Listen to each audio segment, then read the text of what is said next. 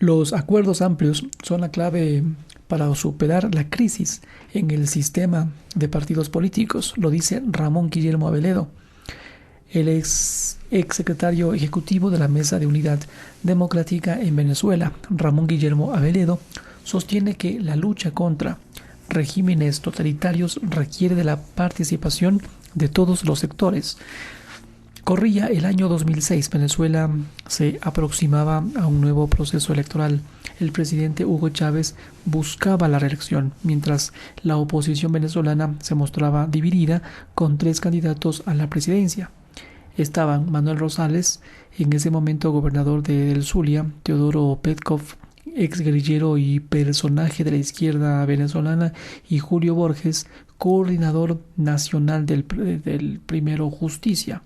A pesar de las diferencias y tras un encuentro, los 3 dirigentes dieron un paso en pro a la unidad al acordar la presentación de la candidatura de única de Manuel Rosales, momento que significó un antes y un después dentro de la oposición venezolana y que llevó a un proceso de negociaciones que dio como resultado la conformación de la Mesa de la Unidad Democrática. Este ejercicio unitario le permitió a la oposición venezolana plantar cara al modelo de Hugo Chávez y desarrollar estrategias conjuntas que dieron sus frutos en elecciones posteriores. Con esta perspectiva, la experiencia del doctor Ramón Guillermo Aveledo, quien fuera secretario ejecutivo de esta mesa y uno de sus principales promotores, se reviste de valor. Diario La Hora conversó con él para revisar cuáles fueron las acciones que les permitieron hacer un ejercicio de unidad que aglutinó a los partidos políticos con corrientes ideológicas desde la izquierda hasta las organizaciones de la derecha más conservadora, así como representantes sindicales, empresariales, académicos y la sociedad en su conjunto. En la entrevista le pregunta: el proceso político de Venezuela y Ecuador tienen grandes similitudes, partidos políticos débiles, desprestigiados y una dispersión importante. Le pregunta cómo logró Venezuela avanzar en esto, y él dice, el doctor Ramón dice: siempre hay similitudes y diferencias. Recordemos que en el caso de Venezuela, las organizaciones opositoras han enfrentado a un gobierno originalmente elegido popularmente, pero que fue modificando las condiciones. No son las condiciones constitucionales y legales, que sería lo de menos, porque están en un marco que puede considerarse aceptable. Pero además las condiciones objetivas, reales y políticas a través de esta persecución a los medios de comunicación, inhabilitación de personas dirigentes, ilegalización de partidos y distintos mecanismos de censura o promoción de las autocensura o promoción de la autocensura en los medios de comunicación, de modo de restringir la presencia de líderes y de voceros distintos al gobierno. Le pregunta cómo se avanzó para la construcción de la unidad y dice: el proceso en Venezuela ha tenido distintas fases. A partir de 1998 y 1999 había una crisis muy profunda en el sistema de partidos políticos. Ocurrió que con los partidos sumamente debilitados y prácticamente en dispersión, fueron otros sectores de la sociedad, los medios de comunicación, la dirigencia empresarial y sindical, donde apareció la energía para enfrentar una situación que estaba en evolución. Estos temas desencadenaron paros nacionales y manifestaciones muy numerosas que fueron reprimidas con violencia y configuraban un panorama de crisis política. Eso llevó en una primera etapa a una política de abstención por parte de los sectores opositores, estimulada desde los medios de comunicación y el sector empresarial. Esto ocurrió hasta 2005, que hubo una abstención en las elecciones parlamentarias y el gobierno se apoderó de de la Asamblea Nacional con una mayoría absoluta. En el año 2006, en el que Hugo Chávez se presenta a la reelección, en la oposición surgen varias precandidaturas. La del gobernador del Zulia, Manuel Rosales, la del coordinador nacional Primero Justicia, Julio Borges, y la del político y editor del diario Tal Cual, Teodoro Petkov, al que el entrevistado apoyaba. La candidatura unitaria de Rosales, aunque fue derrotada en las urnas, permitió el reencuentro de la mayoría de la oposición en el camino electoral al cual había renunciado. En la siguiente pregunta, luego de esta candidatura unitaria de Manuel Rosales en el 2006, ¿cuál fue el siguiente reto de la oposición venezolana? Enseguida hubo una propuesta de reforma constitucional del presidente de Chávez, hecha una vez reelecto, que buscaba transformar a Venezuela en un estado comunal. Una modalidad de estado socialista. Fue interesante porque por muy estrecho margen esta reforma fue derrotada en las urnas, con lo cual se fortaleció mucho el camino electoral y se venció bastante el escepticismo que había en el sistema electoral y las medidas restrictivas que hoy, por cierto, son mucho más. Entonces empezó un proceso en 2008, una elección regional que fue muy ventajosa para la oposición, aunque perdió en su conjunto y obtuvo ganancias en gobernaciones y alcaldías que fueron muy importantes, y mostró un espacio que estaba vivo. Allí empezaron las conversaciones para que los líderes de los partidos recuperaran el protagonismo y el liderazgo de la sociedad, conversando siempre los líderes de los partidos con líderes empresariales, sindicales, académicos, rectores de las universidades y el conjunto de la sociedad civil. En el 2008, tras semanas y meses de conversación con mucha discreción, se anunciaron la formación de una nueva coalición que se llamaría Mesa de Unidad Democrática MUD, cuyo planteamiento central era promover un cambio político por la vía pacífica, democrática, constitucional y electoral. Y eso significaba candidaturas comunes, un programa común, una estrategia común y unas reglas consensuadas para la toma de decisiones. Le pregunta, un ejercicio de unidad de los pocos que han resultado exitosos en el mundo fue el MUD, pero requirió de mucha preparación de los políticos, de los partidos, y mucha generosidad. ¿Cuáles fueron estas características para lograr esta unidad en ese momento? La necesidad no es virtud, pero ayuda. Y yo creo que el primer ingrediente fue la necesidad a percibirse que era necesaria la unidad, porque daba credibilidad interna y daría después credibilidad internacional a la oposición venezolana, que eran dos factores muy importantes, sobre todo cuando se trata de confrontar proyectos que buscan el control de todo el poder político y que tienen un proyecto ideológico. Es importante comprender que la unidad es la base para la credibilidad, que es el principio. En principio había mucha desconfianza. Estamos hablando de partidos a los cuales no les gustaba ni siquiera aparecer juntos en una fotografía. Desconfianza entre los líderes de más experiencia y los de menos experiencia.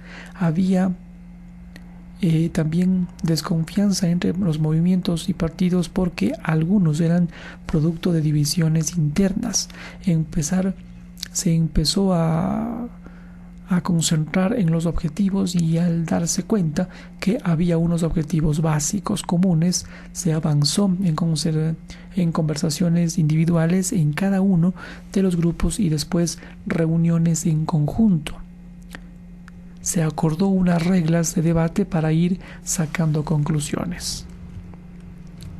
Frente a esto, la premisa fue empezar por la estrategia y después por las reglas de toma de decisiones. Mientras tanto, se conservaban con otros sectores que no eran los políticos para despertar en ellos confianza porque había una visión muy escéptica acerca de lo que podía hacerse y lograrse con ese liderazgo. La unidad no era un derecho, era una obligación. Se continuó en ese proceso y en una primera fase se logró la preparación de las elecciones parlamentarias en 2010.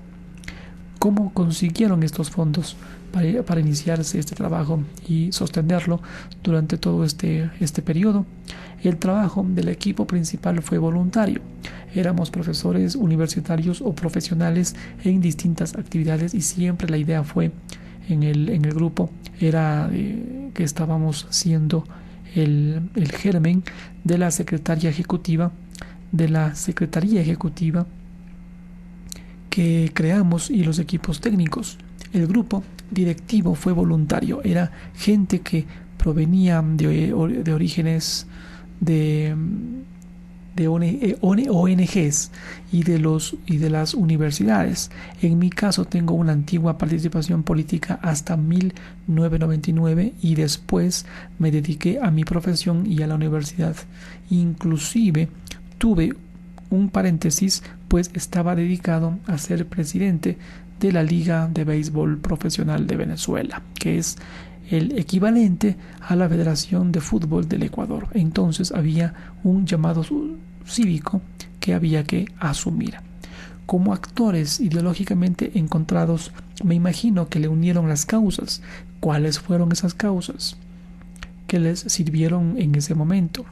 Estaba claro en el que el camino era la democracia, el democrático. La vía era electoral, una vía llena de curvas y de accidentes, no expedita, no libre, pero que existía y que era una vía mucho más factible que otras vías. Otra causa fue que la experiencia de los intentos separados de buscar el cambio no habían funcionado y los mecanismos unitarios se tenían una oportunidad. La coordinadora democrática tuvo un papel muy importante hasta 2004.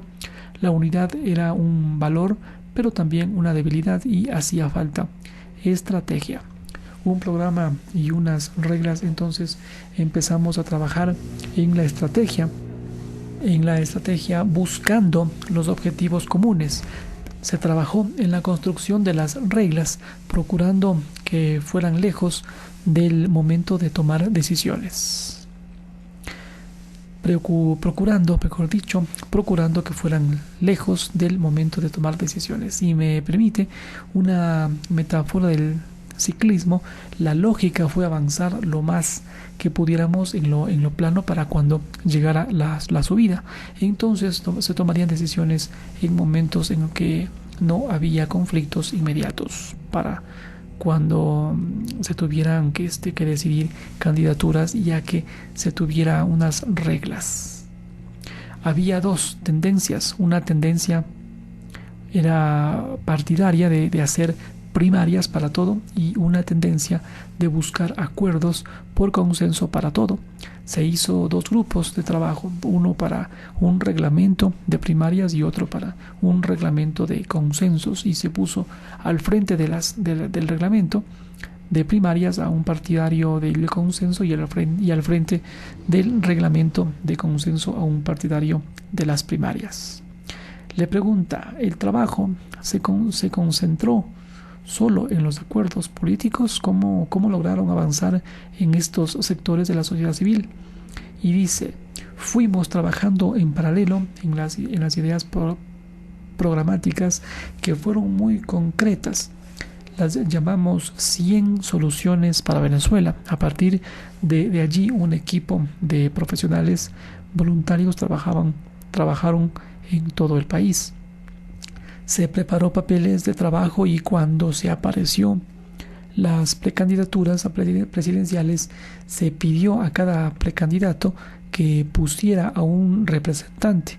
Ese documento se aprobó y los suscribieron todos los precandidatos, menos uno que no quiso firmarlo. Por cierto, al final, cuando se hizo las primarias, este candidato que no firmó, el doctor Diego Arria, una personalidad muy distinguida en Venezuela, no llegó al 2%. Todos los demás, Enrique Capriles, Pablo Pérez, María Corina Machado y Pablo Medina, todos suscribieron el documento, y ese era el programa con el cual se iría unidos a la elección y la guía para el futuro. ¿Qué otras dificultades se tuvieron que superar en el 2010 para las elecciones parlamentarias? Una dificultad era que no se tenía un solo símbolo electoral en la boleta, sino que cada partido iba con su símbolo. Entonces se tuvo que esmerar en que las postulaciones de todos los partidos en todos los estados y en todos los circuitos fueran idénticas, o no se podían sumar los votos con una sola diferencia, no se sumaban.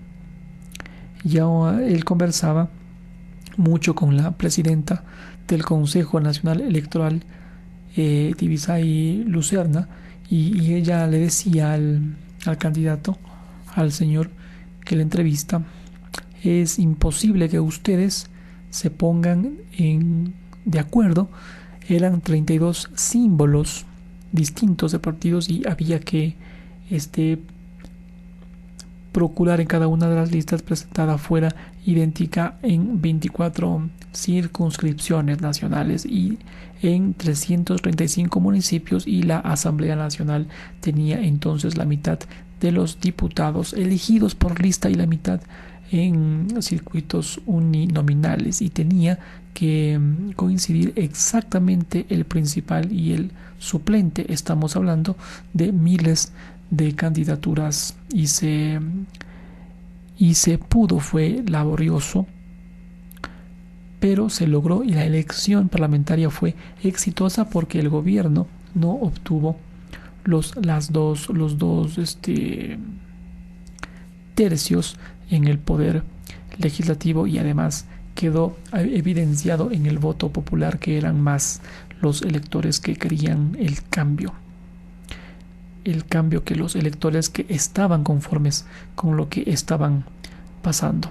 Pero lo más importante de esto es que al día siguiente de la elección empezaron a conversar con la MUD los sectores disidentes para sumarse, como en efecto ocurrió en aquel entonces.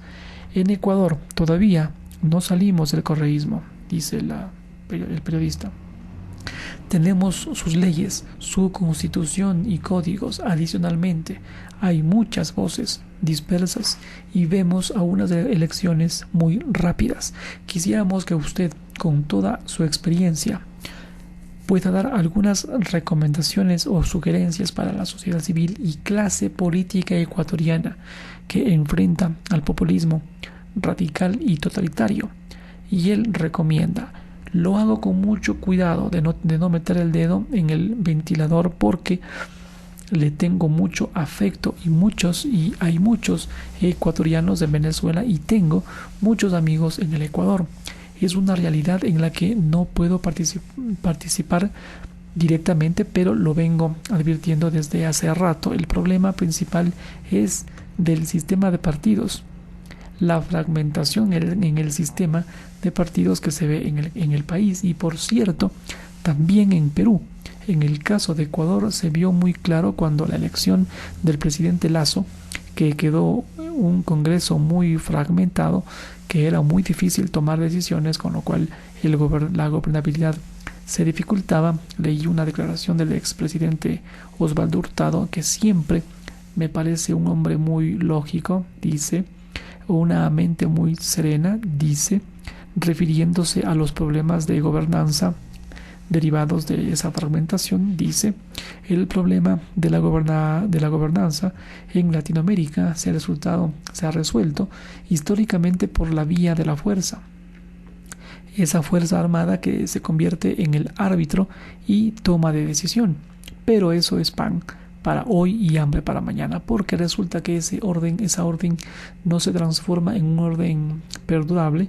La única forma que sea perdurable es que con el Estado, es con el Estado de Derecho. Así dice. Es con el Estado de Derecho. ¿Qué tiene que suceder para lograr poner fin a esta fragmentación política? Y dice, aquí lo que puede suceder es que la sociedad civil surya una fuerza, un liderazgo social que llene o complemente estos vacíos que los partidos dejan.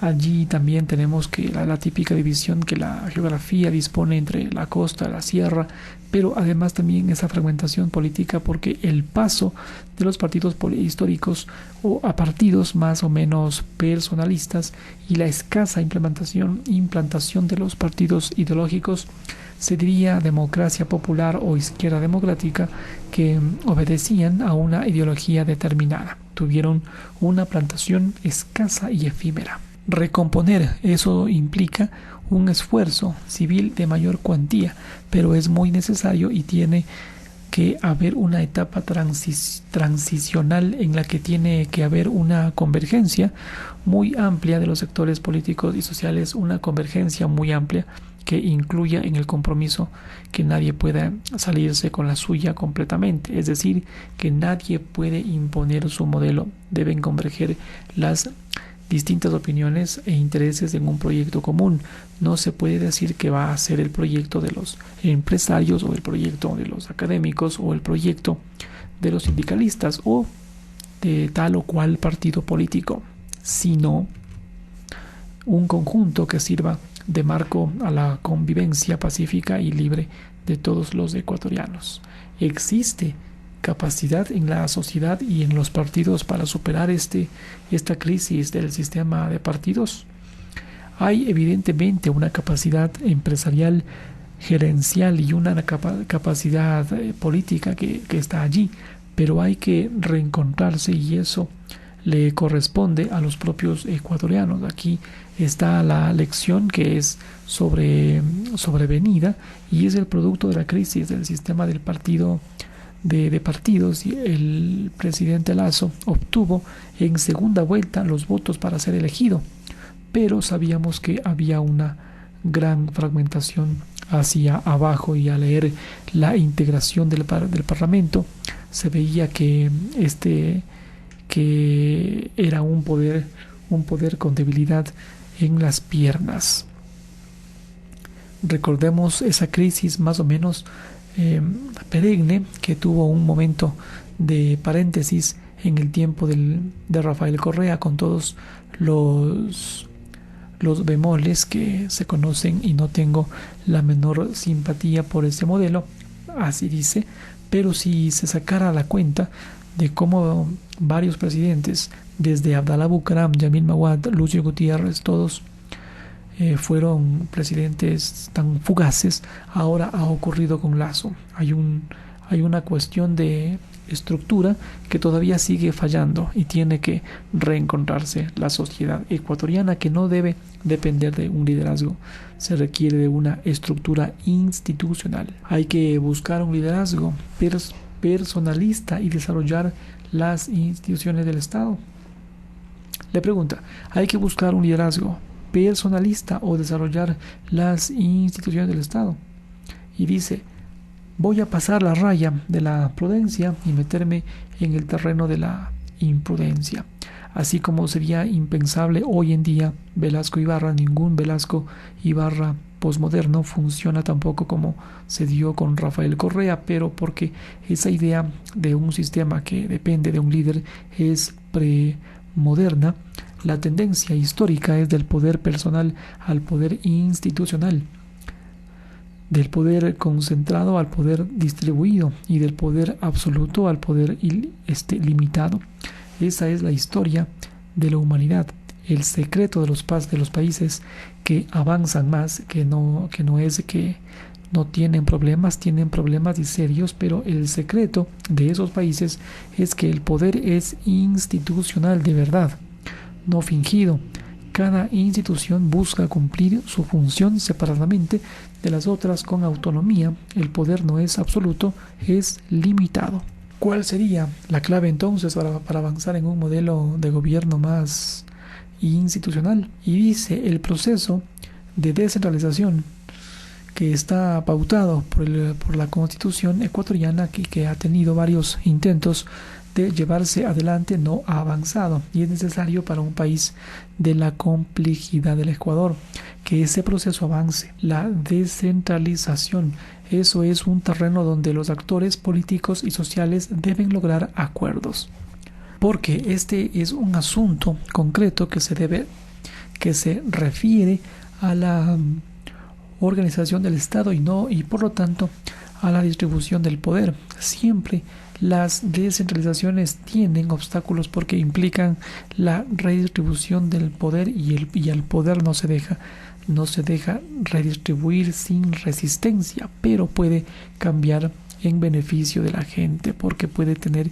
mejores competencias que acerquen el poder y las decisiones a los problemas de la gente y a la posibilidad de resolverlos. La clave de todo esto es avanzar en acuerdos con aptitudes, acuerdos que incluyan a muchos factores en el futuro del Ecuador y hacer una agenda concreta de cambios convenidos y acordados. Mantener el status quo lo que va a hacer es provocar más crisis y que éstas se reproduzcan y aparezcan cíclicamente. Esto es mucho más fácil decirlo que hacerlo, pero puede haber un camino para lograrlo en el Ecuador. Lo han demostrado ya, hay capacidades, inteligencias y potenciales para afrontar este camino. Qué difícil. ¿Algún día llegaremos a esto?